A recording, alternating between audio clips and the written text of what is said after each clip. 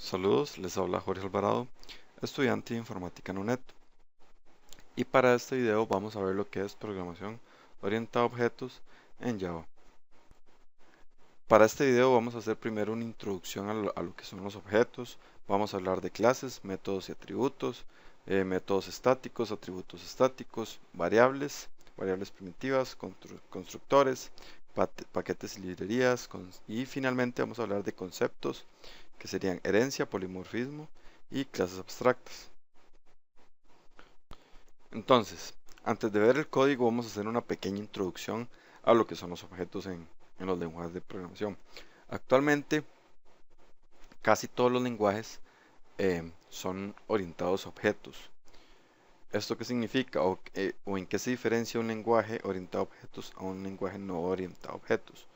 Un lenguaje que no es orientado a objetos por lo general es un lenguaje que simplemente se puede utilizar para generar scripts.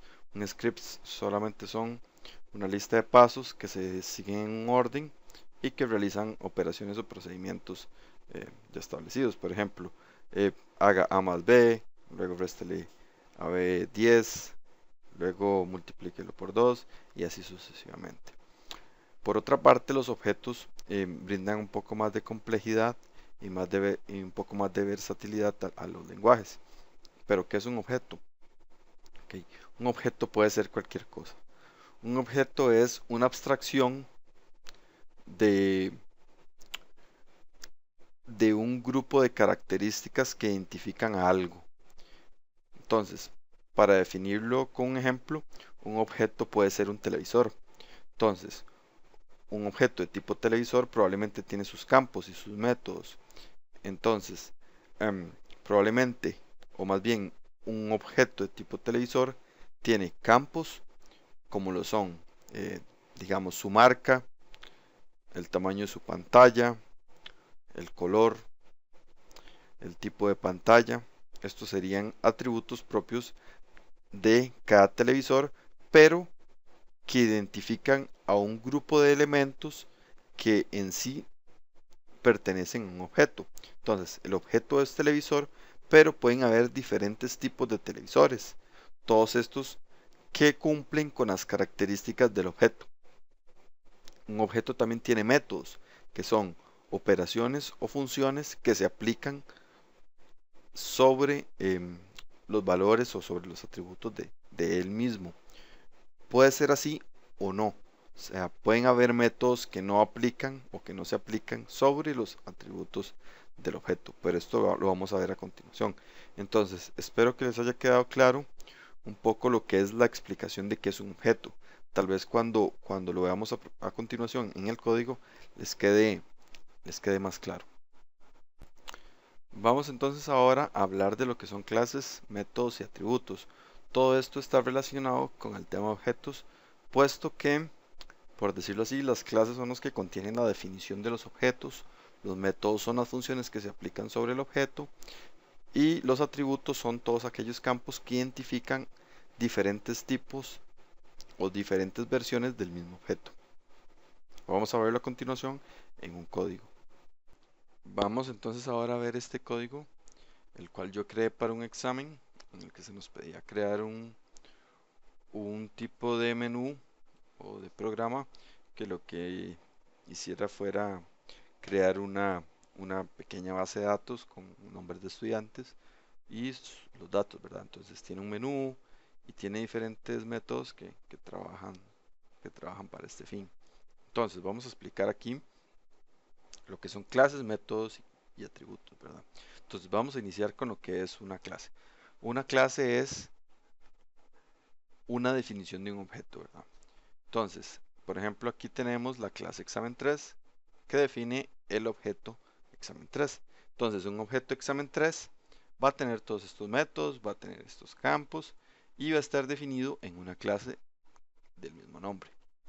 Vemos que este archivo también tiene aquí una clase llamada estudiante, que también va a tener sus atributos. En este caso tiene un atributo llamado carnet, fecha, nombre del curso, la nota, y vemos que tiene un constructor, ¿verdad? Del cual vamos a hablar más adelante, y tiene otros diferentes métodos, ¿verdad? vemos que aquí hay otra clase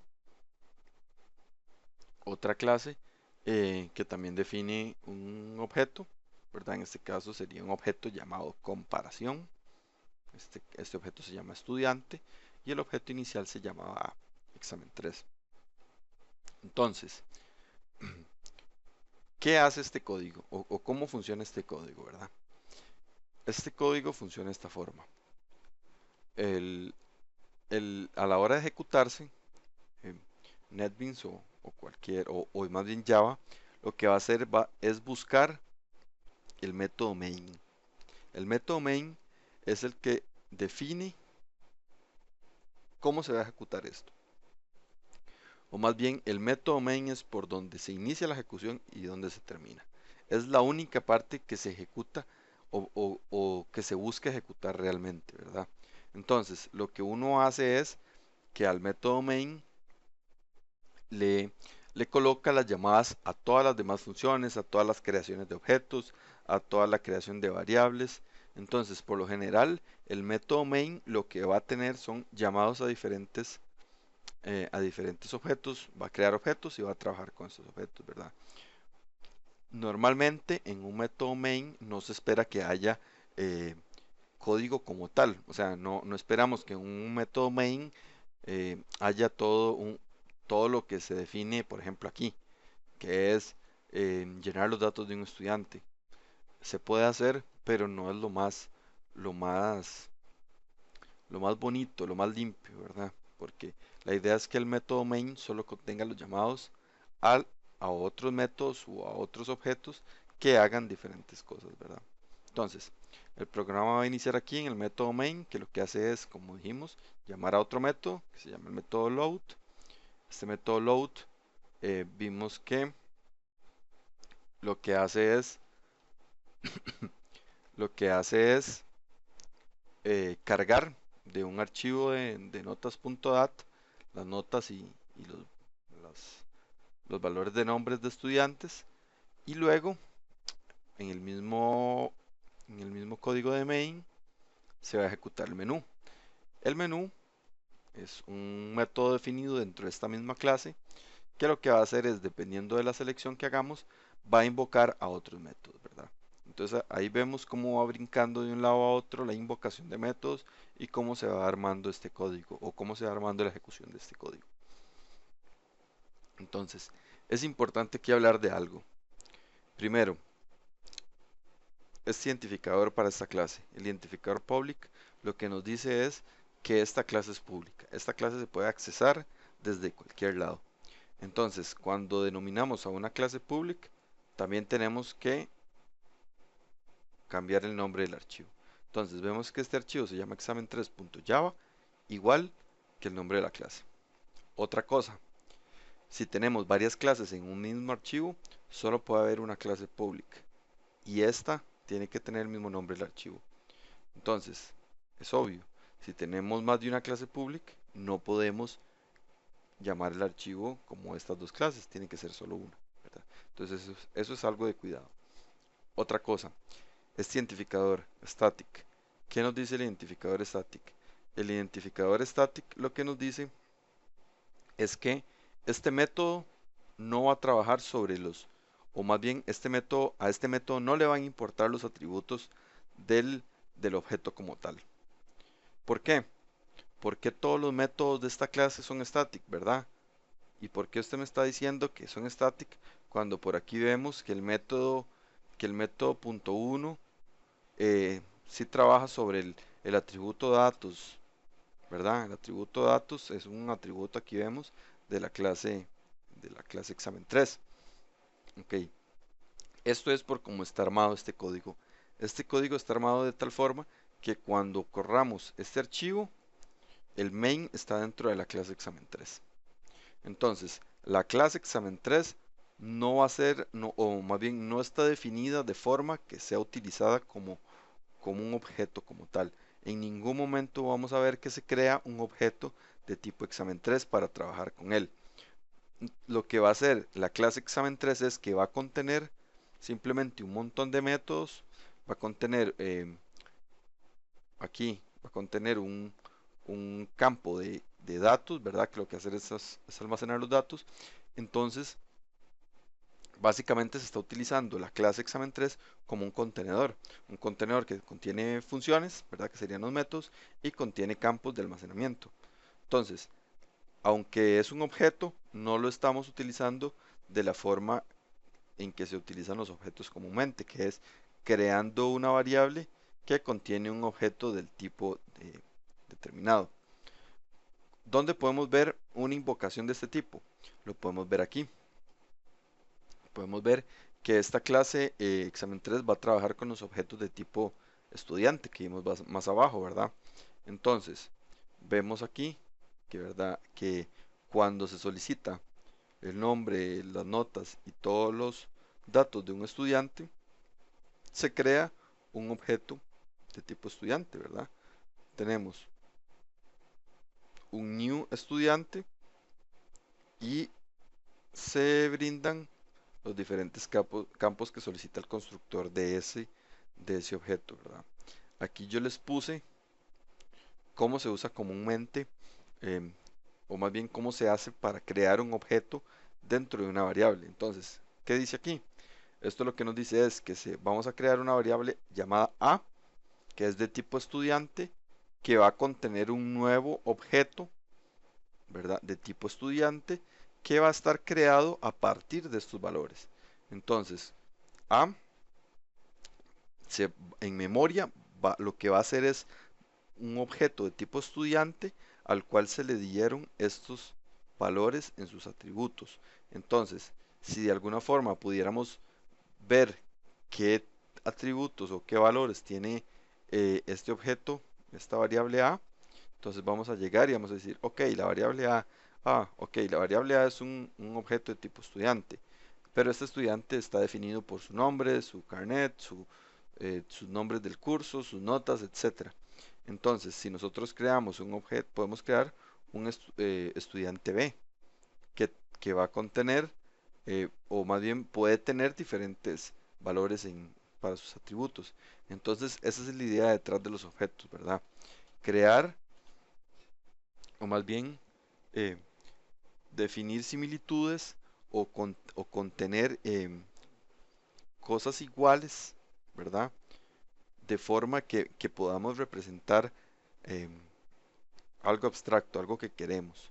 Entonces, en este caso, vemos que estamos representando a los estudiantes y vemos que a partir de un objeto estudiante podemos identificar a muchos estudiantes específicos, ¿verdad?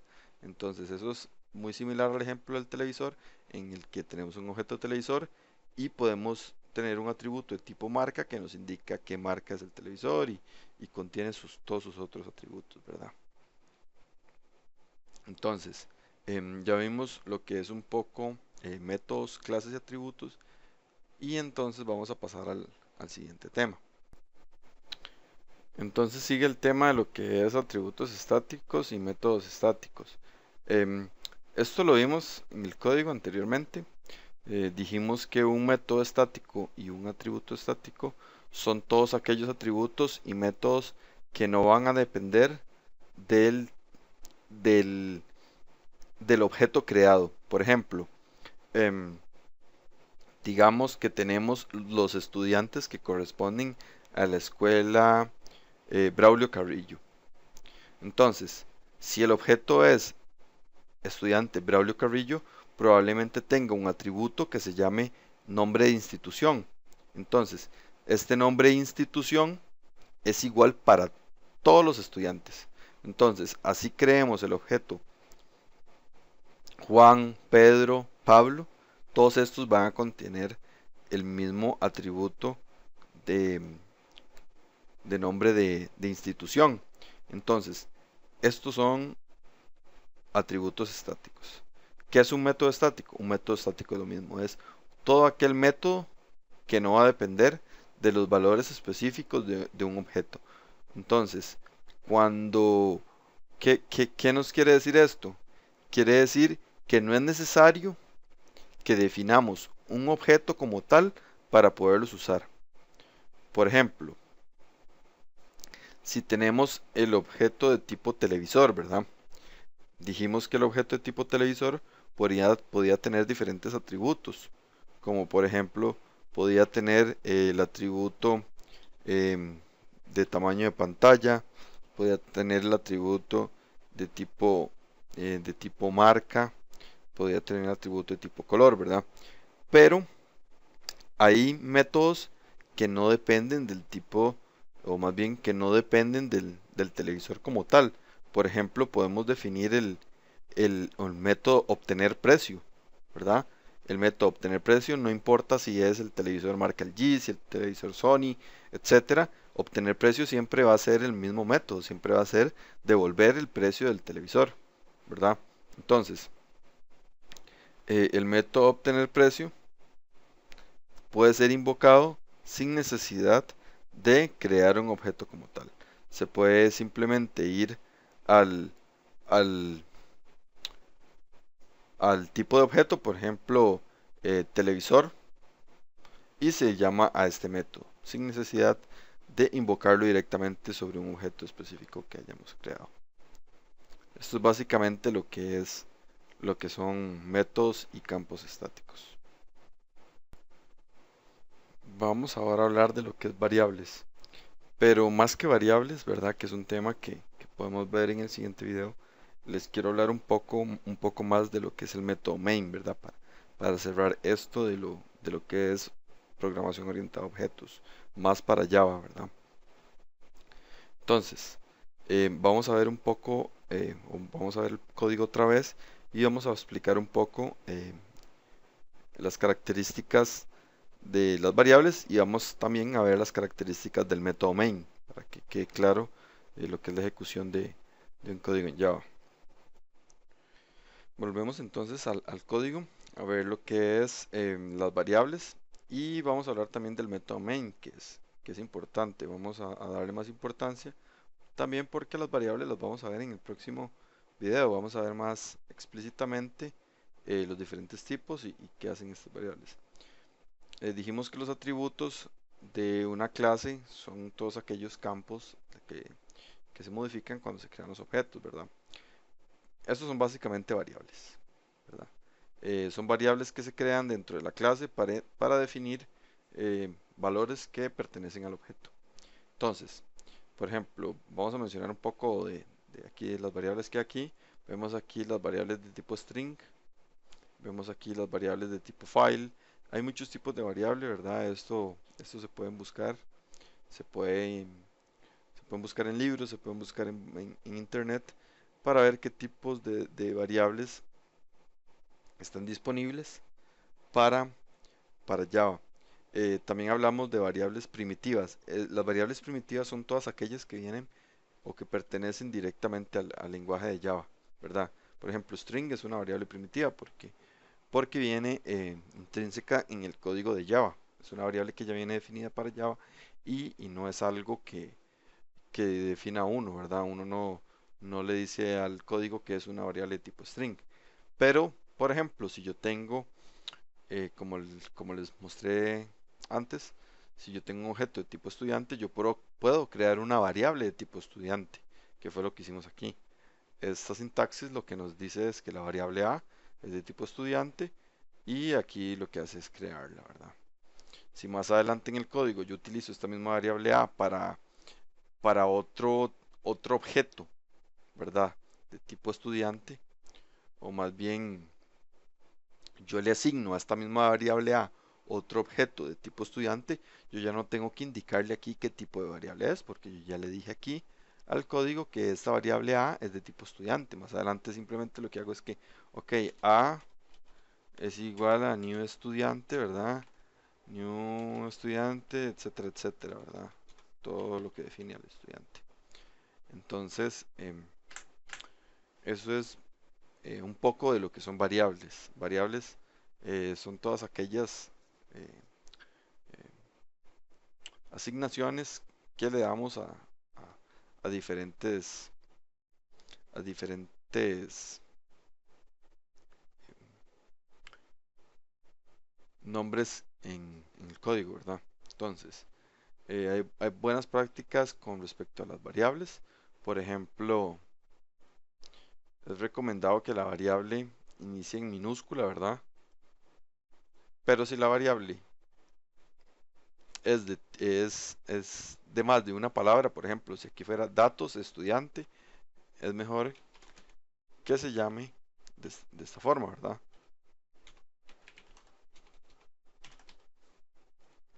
Que inicie con minúscula, pero que identifique la segunda palabra con mayúscula.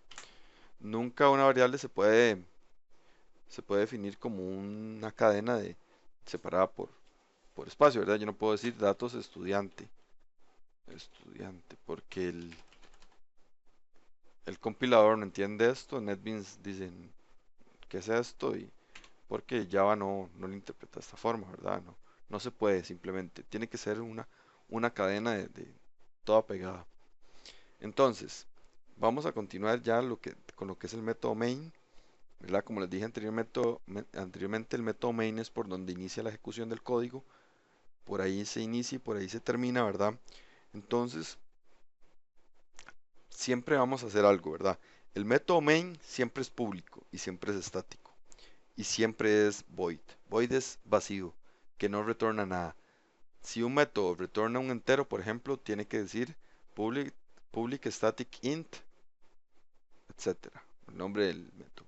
Si retorna un float, public static float, etcétera, ¿verdad? Entonces, el void nos indica que este método no retorna nada. Otra cosa, em, tiene que estar declarado con un arreglo de cadenas, ¿verdad? Esto que está aquí como input siempre está declarado. Si no está declarado, a la hora de ejecutar el código va a fallar. Entonces, estas son algunas características del método main que es importante que tengamos claras, porque siempre vamos a ocupar un método main en todo código. Un código de Java se basa en dos cosas importantes. Tiene que tener al menos una clase y tiene que tener al menos un método main. Entonces, basta con que tengamos una clase y esta clase contenga el método main para poder funcionar el código. Entonces, eso es algo importante que debemos recordar, ¿verdad?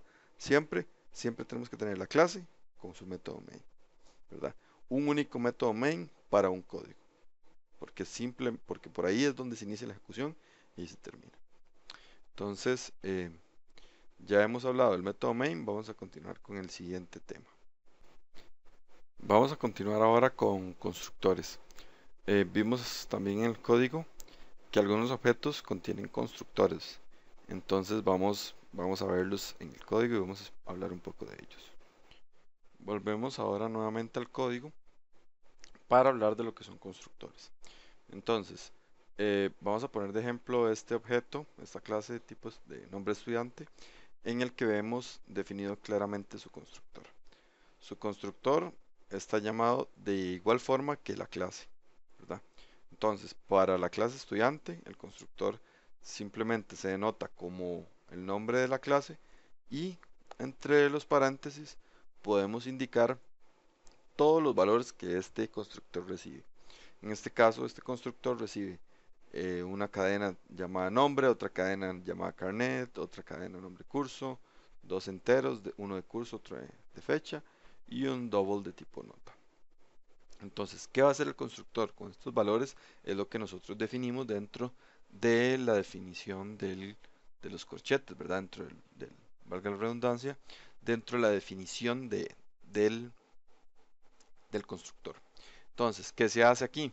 Vemos que lo que se hace es que se crea primero un string buffer llamado nombre, que es de tipo, que es un objeto de string buffer, ¿verdad? Entonces, cada vez que se crea un objeto de tipo estudiante, se va a generar para ese objeto específico estas tres cosas, ¿verdad? Por medio del constructor. Luego, al carnet se le hace un append, o más bien se le da el valor del carnet que se introdujo en su invocación. Se le setea un tamaño, en este caso, de 6. También se guarda el valor del nombre curso en las variables definidas o en los atributos. Vemos que en este caso sí se trabaja con los atributos definidos para este objeto.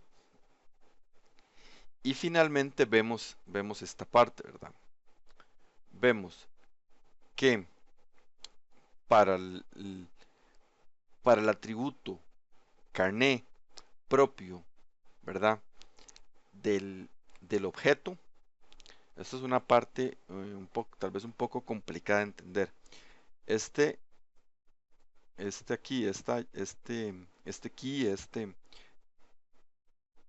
identificador lo que hace es que dice que para el objeto que se está creando específico, ¿verdad? El objeto específico, no todos los objetos, sino si yo creo un objeto que, por ejemplo, tiene mi número de carnet y mi nombre, digamos, un objeto de tipo estudiante que va a contener la información de Jorge, entonces le estamos diciendo que a este objeto, ¿verdad? A este objeto le aplique a su campo carnet una transformación. Entonces lo va a convertir en string, ¿verdad? Esto básicamente se está haciendo aquí para que, para que no haya problemas a la hora de trabajar con las cadenas que se introducen en la creación del objeto, ¿verdad? Esto es importante porque este this, o más bien este, este tipo de invocación, este tipo de puntero hacia los campos del objeto, se pueden utilizar para muchas cosas, ¿verdad? Básicamente lo que le está diciendo es, ok, al campo propio del objeto que se está creando, que corresponde a carné, hágale esto, ¿verdad? Esto es importante, ¿verdad? Entonces tenemos que tenerlo en cuenta. Em, con eso cubriríamos lo que es el constructor, ¿verdad? De un objeto, que es el mismo constructor de una clase. Podemos ver, antes de terminar con este código, ver cómo se invoca, ¿verdad? Ya antes lo vimos, pero podemos verlo de nuevo. Vemos que como está definido en el constructor, hay que pasarle diferentes parámetros. Hay que pasarle el nombre, el carnet, el nombre del curso, el número del curso, el año y la nota, ¿verdad? Entonces, cuando creamos un objeto de tipo estudiante, tenemos que hacerlo de esta forma. En este caso, ¿verdad? Cuando se está agregando a un arreglo o a un vector que lo que contenía era objetos de tipo estudiante, no hay que, no hay que asignárselo una variable, simplemente podemos agregárselos, írselos agregando al arreglo, porque lo que va a hacer el arreglo es, ok, en la posición 0 voy a contener un objeto de tipo estudiante, que va a tener los datos del estudiante, no sé, Jorge. En la posición 2 voy a tener eh, otro objeto que va a ser de tipo estudiante, que va a tener los datos de, no sé, de Juan, y así sucesivamente. Entonces, por eso es que no hay que indicarle el nombre de la variable, ¿verdad? Entonces, ahora vamos a continuar con el siguiente tema. Para este tema se pueden dar dos enfoques. El primer enfoque es ver lo que es los paquetes y librerías estándar de Java, que no tiene mucho sentido porque es simplemente ir a buscarlos en internet, ver cómo se llaman, cómo se utilizan, qué se puede hacer. Por ejemplo, si nosotros queremos trabajar con matrices, probablemente busquemos en Java, en internet, eh, matrices en Java y probablemente nos dirija a una librería que lo que haya, en la que hay diferentes métodos para trabajar con matrices.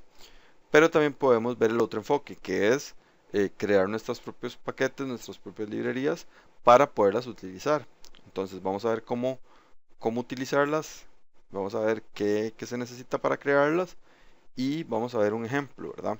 Tal vez no vamos a ver cómo hacer una librería de cero, pero vamos a ver un ejemplo. No es muy difícil y estoy seguro que con un ejemplo cualquier persona puede crear al menos una librería básica, que no es más que crear em, algún archivo que contenga diferentes funciones que podemos estar utilizando y que nos sean de ayuda, ¿verdad? A la hora de crear código. Entonces, ahora les voy a mostrar igual un código que hice yo para un examen final en la que se nos pedía hacer distintas cosas, pero en la que el problema principal era que teníamos que imprimir diferentes vectores y matrices para poder ver los valores que estos contenían. El problema es que Java por defecto no contiene funciones o no contiene alguna forma de imprimirlos, ¿verdad? De una forma bonita. Entonces me tocó crear un paquete, una pequeña librería que recibiera cualquiera de este tipo de variables y las pudiera imprimir de alguna forma que ya yo especifiqué en el paquete. Entonces, ¿cómo se hace eso? ¿Verdad? Primero vamos a ver cómo importarlo o cómo traerla a nuestro código, ¿verdad? Entonces, vemos que aquí tenemos un código, ¿verdad? Que hace alguna cosa, tiene su función main, tiene ahí varios métodos static void, etcétera, ¿verdad? Este código igual lo voy a poner para que lo puedan ver.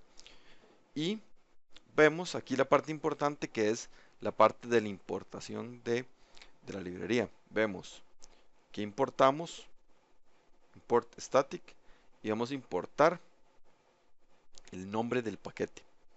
El nombre del paquete y no solamente el nombre del paquete, ¿verdad? Porque como vemos aquí, ¿verdad? Tenemos, veamos aquí, vemos que está dentro de una carpeta que se llama impresión y el paquete se llama imprima.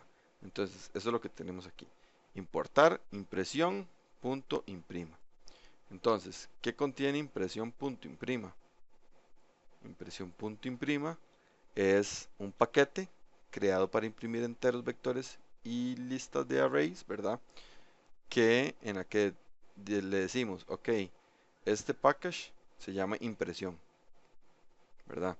Este paquete puede importar igual, pues se puede trabajar como cualquier código, se puede importar otros paquetes, se puede importar paquetes propios de Java, se pueden importar librerías de Java, se pueden importar librerías externas.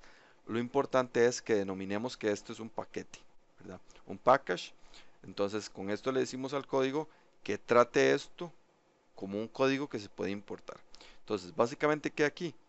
Simplemente hay una clase, ¿verdad? Porque sabemos que todo en Java tiene que estar contenido en una clase y vemos que lo que contiene son varios métodos. Por ejemplo, está el método normal, println, que lo que hace es llamar a system.out.println, ¿verdad? Está el método print, ¿verdad? Que lo que va a hacer es llamar al system.out.print. La situación se torna más compleja cuando ya viene la parte de los vectores, que es el motivo por el cual creamos el paquete. En este caso, está definido un print para una variable de tipo vector, o de tipo arreglo, ¿verdad? Está definido para una variable de tipo long, para un vector, ¿verdad? Un print line para un vector. Aquí está un print para un vector. Un print line normalmente se diferencia de un print en que cuando se termina la impresión en pantalla, se pasa a la línea siguiente. Vemos que aquí tenemos un print line y un print de un array list. Básicamente un array list es una lista de arreglos, ¿verdad? Entonces es básicamente una matriz. Al final de cuentas lo que vemos es que creamos este paquete para realizar impresiones y no es muy complejo, ¿verdad? Nos valemos de que ya existe un método de impresión para generar diferentes tipos de impresión para diferentes tipos de variable y que vamos a utilizar con una simple llamada aquí importándolo y ya después vamos a llamarlo aquí como nosotros queramos. Llamamos aquí a print, le llamamos para la variable que queremos, en este caso a, ¿qué es a? A es un array de integers. Entonces lo que va a hacer es que va a venir y decir vamos a utilizar el método print, pero ¿quién es print? Entonces él va a venir aquí a las cosas que importamos, en este caso a los paquetes que importamos y va a venir a decir ok, importamos el paquete impresión con la clase imprima, ¿verdad? Vamos a importar el paquete que se llama impresión a la clase imprima, punto asterisco. Punto asterisco son todos los métodos que están dentro de la clase imprima. Entonces, vemos que dentro de la clase imprima están todos los prints y los prints line. Entonces, ¿por qué un método? Así vamos a cubrir de una vez algunos temas que nos quedaron para el final, que eran algunas definiciones, que se llama la sobrecarga de métodos, ¿verdad? ¿Por qué se pueden llamar de igual manera? Vemos aquí que está definido varios prints, ¿verdad? Está print, este método se llama print, este otro método se llama print, pero ¿en qué se diferencian estos prints? Estos prints se diferencian en que su valor de entrada es diferente. Por ejemplo, este print está definido para una variable de tipo cadena, ¿verdad? En que su invocación sea una variable de tipo cadena. Este otro print está definido para una variable de tipo número, long, de tipo float ahí. Este otro print recibe un ArrayList. Entonces, Java lo que nos permite es, ok, le decimos, voy a crear varios métodos que se llaman igual, pero que lo que vamos a hacer es recibir diferentes tipos de variables.